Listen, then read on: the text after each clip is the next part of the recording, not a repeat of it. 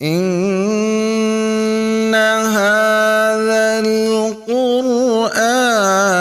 يهدي للتي هي أقوم ويبشر المؤمنين الذين يعملون الصالحات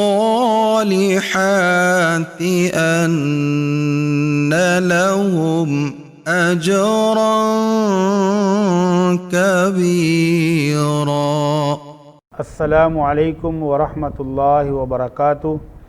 ان الحمد للہ نحمده ونستعینه ونستغفره ونعوذ باللہ من شرور انفسنا ومن سیئات اعمالنا من يهده الله فلا مضل له ومن يضلل فلا هادي له واشهد ان لا اله الا الله وحده لا شريك له واشهد ان محمدا عبده ورسوله. اما بعد، اعوذ باللہ من الشیطان الرجیم. بسم اللہ الرحمن الرحیم. الہاکم التکاثر حتی زرتم المقابر کلا سوف تعلمون ثم کلا سوف تعلمون.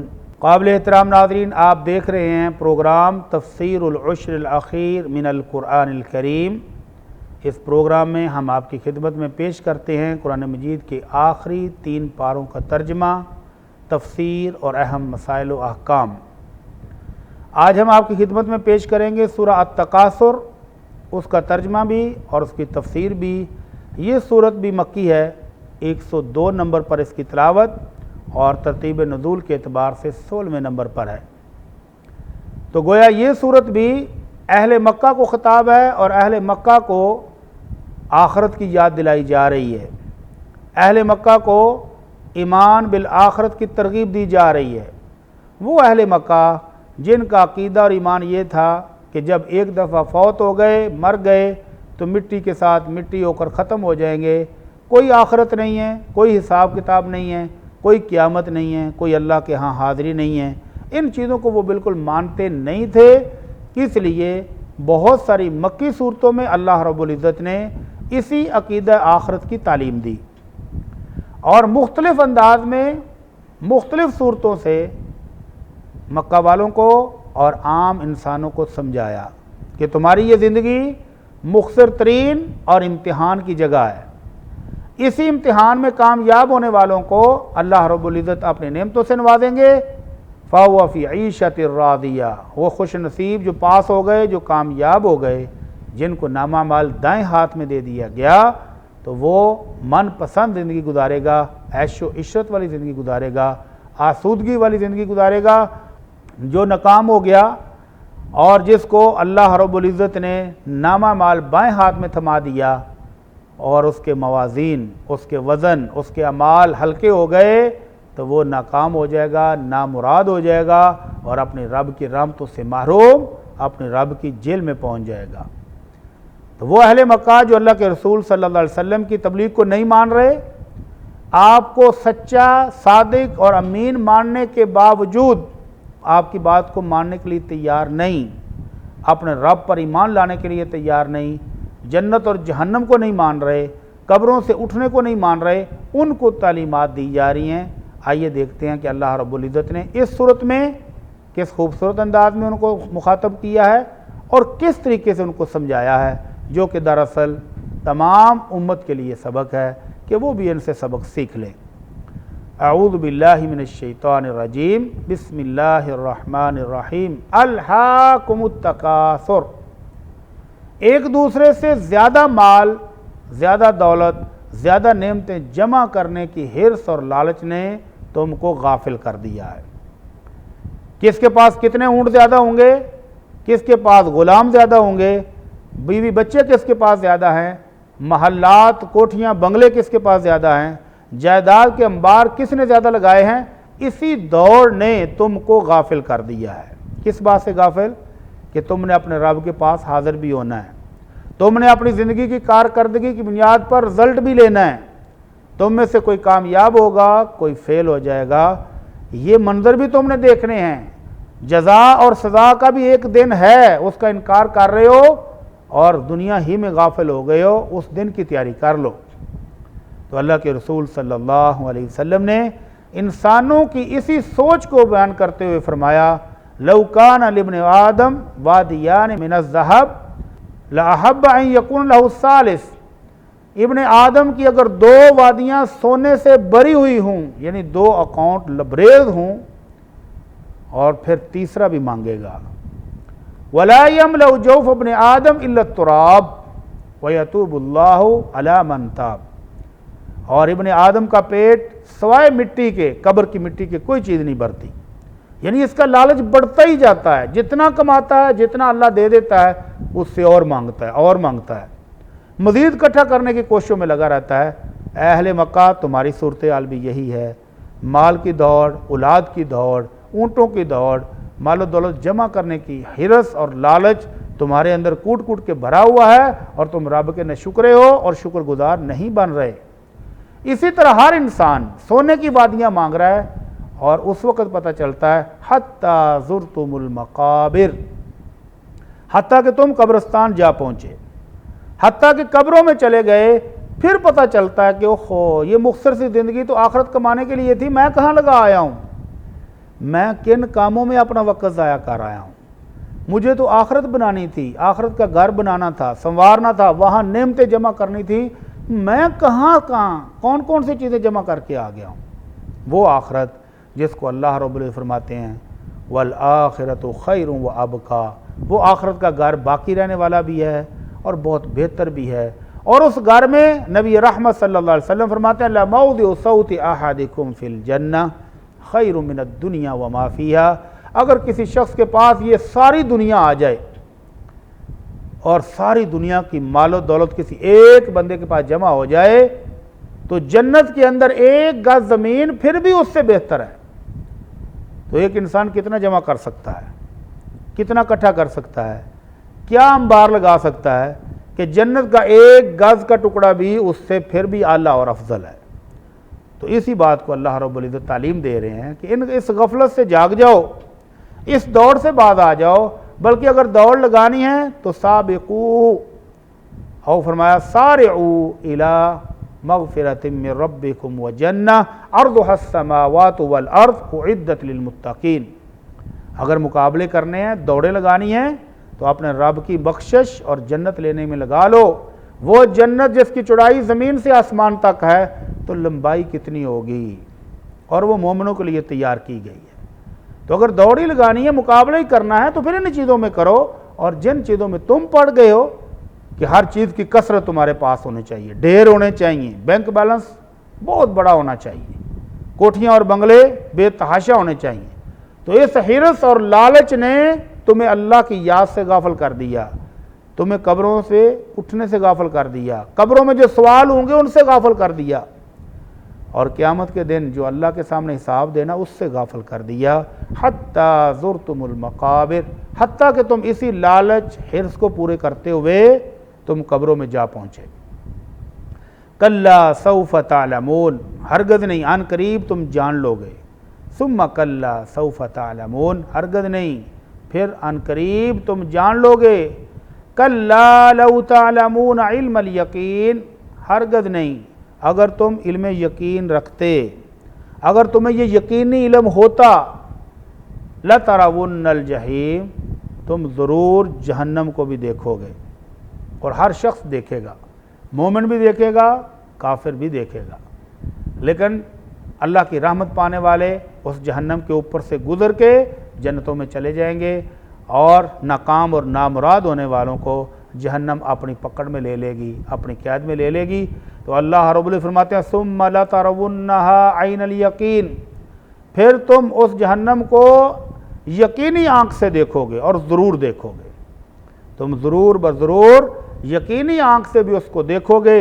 ثم لتسألن یومئذ عن النعیم، اور پھر تم سے ضرور اس دن نعمتوں کے بارے میں پوچھا جائے گا۔ قابل احترام ناظرین، یہ ہے آخری اس صورت کی آخری آیت جو ہمیں دعوت فکر دے رہی ہے کہ جہنم کو مت بھولو، اپنے انجام کو مت بھولو، اور جو اللہ نے نعمتیں دی ہیں ان کا حساب کتاب ہونا ہے، ان کو مت بھولو۔ اللہ کے رسول صلی اللہ علیہ وسلم فرماتے ہیں کہ قیامت کے روز اللہ اپنے ایک بندے کو کھڑا کرے گا اور اس کو کہے گا، اے فلاں، تجھ کو میں نے بڑے عہدے دیے، بڑے منصب دیے، بیوی بچے دیے، اور تجھے مال و دولت دیا، تو خوب ترقی کرتا رہا، خوب موجیں کرتا رہا اور خوب عزت کے ساتھ زندگی گزار کے آیا ہے، کیا تیرا یہ یقین اور ایمان تھا کہ تیری میرے ساتھ ملاقات ہونے والی ہے؟ رب کی اور بندے کی، خالق کی اور مخلوق کی ملاقات بھی ہوگی، اور اس زندگی کی کارکردگی کا حساب کتاب بھی ہوگا، کیا تجھے یقین تھا؟ تو وہ کہے گا، اللہ نہیں، میں تو اسی زندگی کو سب کچھ سمجھتا رہا، اسی زندگی کو ہی میں نے اپنا سب کچھ سمجھا۔ تو اللہ رب العزت فرمائیں گے، انسا کا کما انسیتنی، اچھا جس طرح زندگی میں تو نے مجھے کبھی یاد نہیں کیا تھا، ساری نعمتیں کھاتے رہے ہو، ہر نعمت سے استفادہ کرتے رہے ہو، اور مجھے تم بھولے ہوئے تھے، تو آج میں بھی تجھے بلا دوں گا، آج میں بھی تجھے یاد نہیں رکھوں گا۔ اور وہ خوش نصیب جس نے اللہ کی نعمتوں سے بھرپور فائدہ بھی اٹھایا اور اپنے رب کو یاد بھی کیا، اس کو یاد تھا کہ مجھے ان نعمتوں کا حساب دینا ہے جو میں کھا رہا ہوں، جو میں استعمال کر رہا ہوں، جن سے میں استفادہ کر رہا ہوں، ان نعمتوں کا میرے رب نے مجھ سے پوچھنا ہے۔ اللہ رب العزت پوچھیں گے، بندے بتا، الم نرویک من الماء البارد، کیا ہم نے تجھے ٹھنڈا پانی نہیں پلایا تھا؟ ٹھنڈا پانی بھی نعمت، بیوی بچے بھی نعمت، عہدے منصب بھی نعمت، مال و دولت بھی نعمت، ان نعمتوں کے بارے میں اللہ پوچھے گا۔ تو وہ بندہ کہے گا، ہاں اللہ یہ ساری نعمتیں مجھے حاصل تھیں۔ تو اللہ پوچھے گا کہ ہاں یہ بتا، کیا تجھے یہ یقین تھا کہ تیری میرے ساتھ ملاقات ہونے والی ہے؟ تو کہے گا، ہاں اللہ اس ملاقات ہی کی وجہ سے تو ساری محنت کر کے آیا ہوں کہ ان نعمتوں کے ہوتے ہوئے تجھے یاد بھی رکھا۔ تو اللہ رب العزت فرمائیں گے، اچھا تو نے مجھے یاد رکھا تھا، تو آج ہم بھی تجھے اپنی رحمت سے، اپنی برکتوں سے مالا مال کریں گے۔ تو یہ دو انجام ہیں، دو رزلٹ ہیں، ایک کامیاب ہونے والا، ایک ناکام ہونے والا۔ اور اس روز قابل احترام ناظرین، یہی نعمتیں صحابہ کرام رضوان اللہ اجمعین نے اس آیت کی تفسیر پوچھی، اللہ کے رسول کون سی نعمتوں کے بارے میں پوچھے جائے گا؟ ہمیں کھانے کے لیے صرف کھجور میسر ہے اور پینے کے لیے پانی میسر ہے، تو کیا ان کھجور اور پانی کا بھی حساب ہوگا؟ آپ نے فرمایا، ہاں، ثم لتسألن یومئذ عن النعیم، تم سے نعمتوں کے بارے میں پوچھا جائے گا۔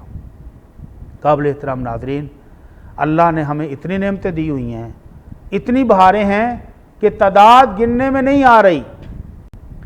اگر اپنے گھر میں نظر دوڑائیں، اگر اپنے جسم پر نظر دوڑائیں، اگر اپنے شہر کو دیکھیں، اگر اپنے ملک کو دیکھیں، اپنی اس کائنات کو دیکھیں، تو چاروں طرف اللہ رب العزت کی نعمتوں، اس کی رحمتوں اور برکتوں کی لائنیں لگی ہوئی ہیں، اور شکر کہاں ہے وہ ہمیں پتہ ہی نہیں ہے کہ وہ کدھر ہے۔ شکر گزاری کی کمی ہے۔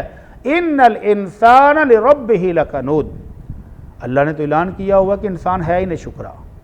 تو ان نعمتوں کا سوال ہونا ہے اور اللہ نے اپنی ان نعمتوں کا حساب لینا ہے۔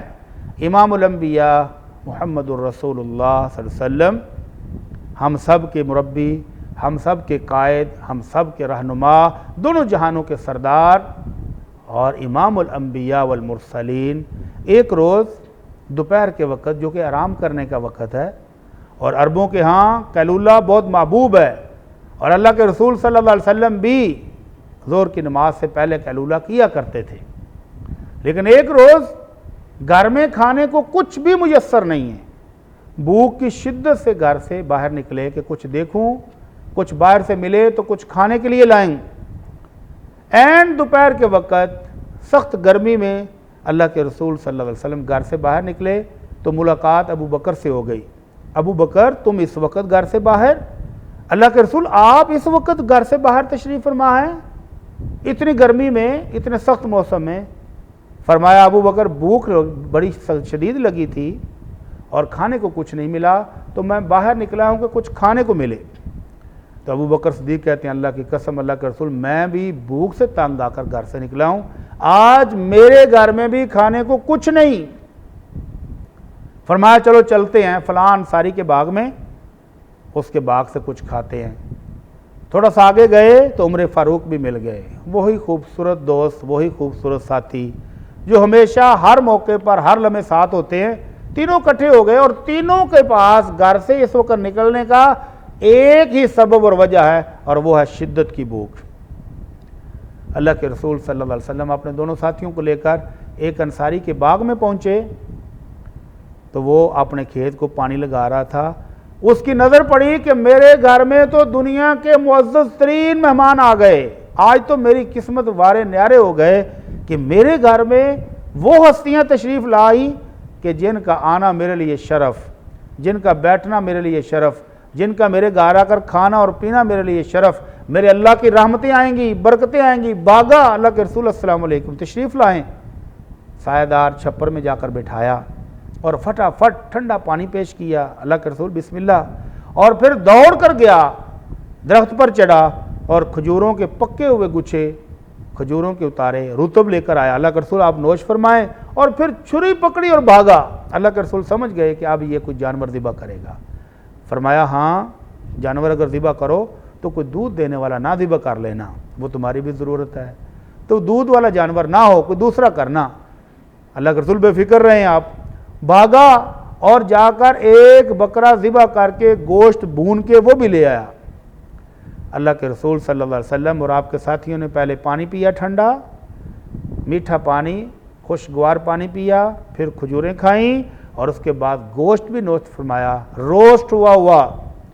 ساری چیزیں کھانے کے بعد اللہ کے رسول صلی اللہ علیہ وسلم نے فرمایا عمر، ابو بکر رضی اللہ عنہما، یہ جو نعمتیں ابھی آج ہم نے کھائیں، گھر سے نکلے تھے بھوکے پیٹ، بھوک کی شدت نے گھر سے نکالا تھا، اور ابھی اللہ نے یہ نعمتیں بھرپور طریقے سے دی ہیں، پیٹ بھر کے کھائی ہیں، تو یہ وہ نعمتیں ہیں ثم لتسألن یومئذ عن النعیم، قیامت کے روز ان نعمتوں کے بارے میں اللہ نے پوچھنا ہے۔ تو حضرت عمر نے کہا اللہ کا رسول یہ جو ہم نے بھوک کی وجہ سے کھایا اس کا بھی سوال ہوگا؟ فرمایا ہاں، اس کا بھی سوال ہوگا۔ تو قابل احترام ناظرین، شکر، ان نعمتوں کا شکر ادا کرنے پر اللہ مزید عطا فرماتا ہے۔ امام الانبیاء صلی اللہ علیہ وسلم فرماتے ہیں جو شخص کھانا کھائے اور پھر زبان سے یہ اقرار اور اعتراف کرے الحمدللہ الذی اطعمنی ھذا الطعام من غیر حول منی ولا قوہ، کہ اللہ تیری توفیق سے مجھے یہ کھانے کو ملا، تیری توفیق سے پینے کو ملا، اللہ میرا کوئی کمال نہیں ہے، اللہ تیری رحمت ہے، تیری طرف سے برکتیں آئیں، اللہ تیرا شکر ادا کرتا ہوں، اللہ سب تعریفیں تیری ہیں، تو اس شخص کے پچھلے گناہ اللہ معاف فرما دیتا ہے۔ تو یہ مال، یہ دولت، یہ صحت، یہ بیوی بچے، یہ ساری وہ نعمتیں ہیں جن کا اللہ رب العزت نے سوال کرنا ہے، پوچھنا ہے۔ ان نعمتوں کا شکر ادا کریں تو اللہ کی طرف سے مزید نعمتیں آتی ہیں، اور اللہ کے رسول صلی اللہ علیہ وسلم نے مال کی نعمت ہو، صحت کی نعمت ہو، بیوی بچوں کی نعمت ہو، سب کا شکر ادا کرنے کی ترغیب دلائی۔ کس طرح سے؟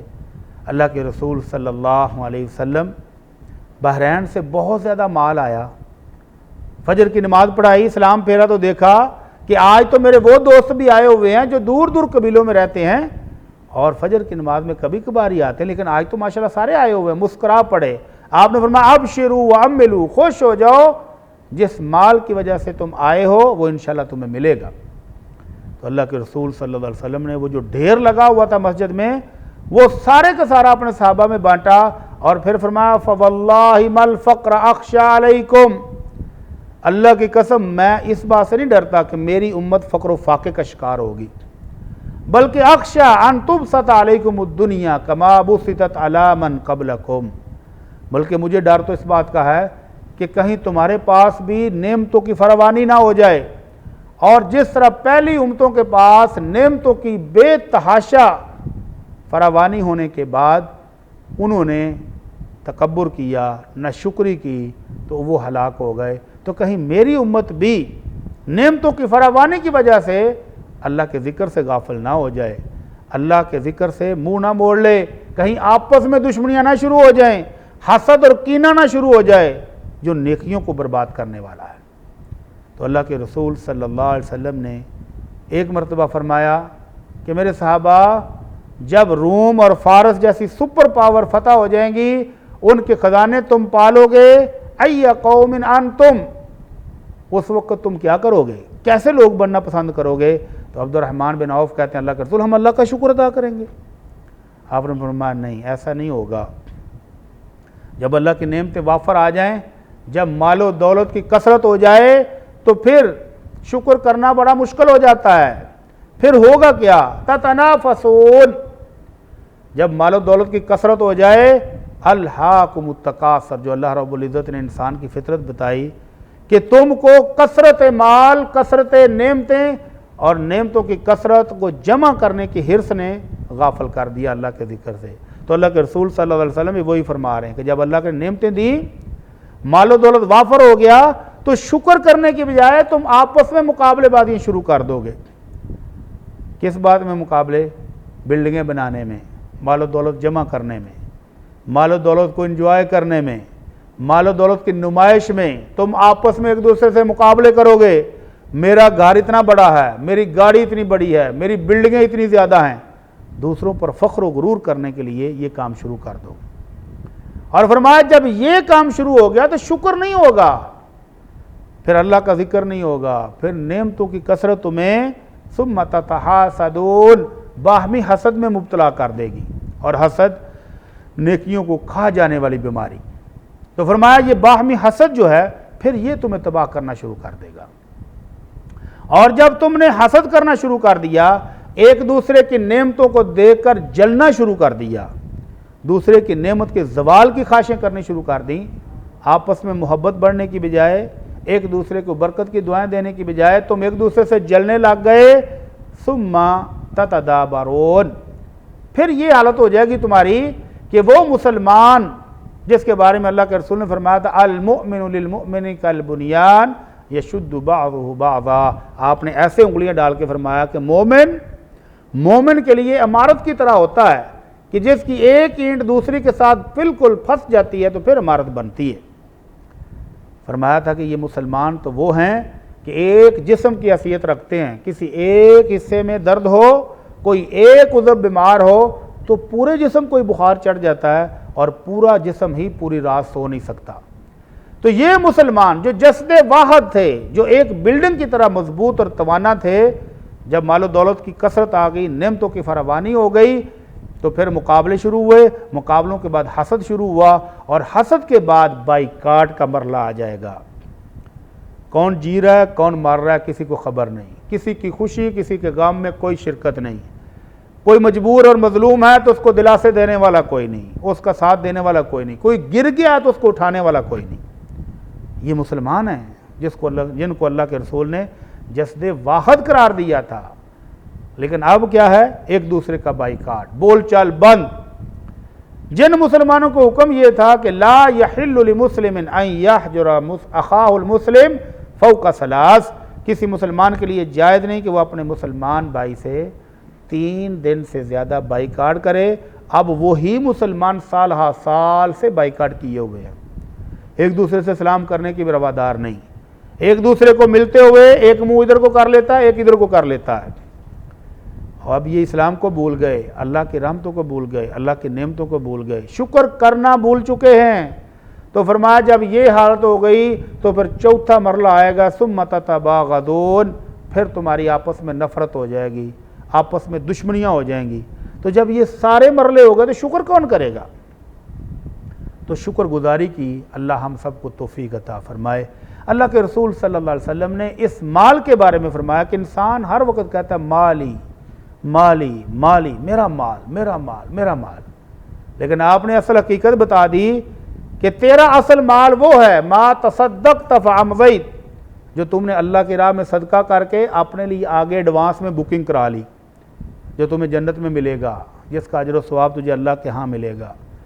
ما اقلت فافنیت، یا تیرا مال تو وہ ہے جو تو نے کھا لیا اور ہضم کر کے ختم، وما لبست فابلیت، یا تیرا مال تو وہ کپڑے ہیں جو لباس تم نے پہنا پرانا کر کے اتارا اور ختم ہو گیا، اور جو باقی بچ گیا وہ تیرا نہیں ہے، وہ تو تیرے وارثوں کا ہے۔ اور جو تو آخری ٹائم پر جب روح گلے میں اٹکی ہوئی ہے اس وقت کہہ رہا ہے فلاں کو اتنا دے دو فلاں کو اتنا دے دو، میری طرف سے صدقہ اتنا کر دو، تو وہ کسی کا بھی نہیں ہے، وہ تو اب تیرے وارثوں کا ہے۔ تو اللہ سے دعا ہے کہ اللہ ہمیں اپنی نعمتوں کی شکر گزاری کی توفیق عطا فرمائے، اپنی نعمتوں پر اللہ کا ذکر کرنے کی توفیق عطا فرمائے، اور اپنی آخرت کی فکر اور غور کرنے کی توفیق عطا فرمائے۔ وما علینا الا البلاغ المبین۔ إن هذا القرآن يهدي للتي هي أقوم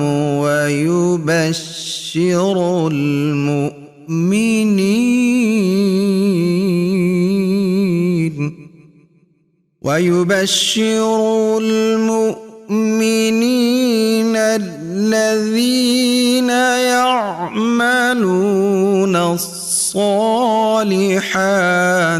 أن لهم أجرا كبيرا۔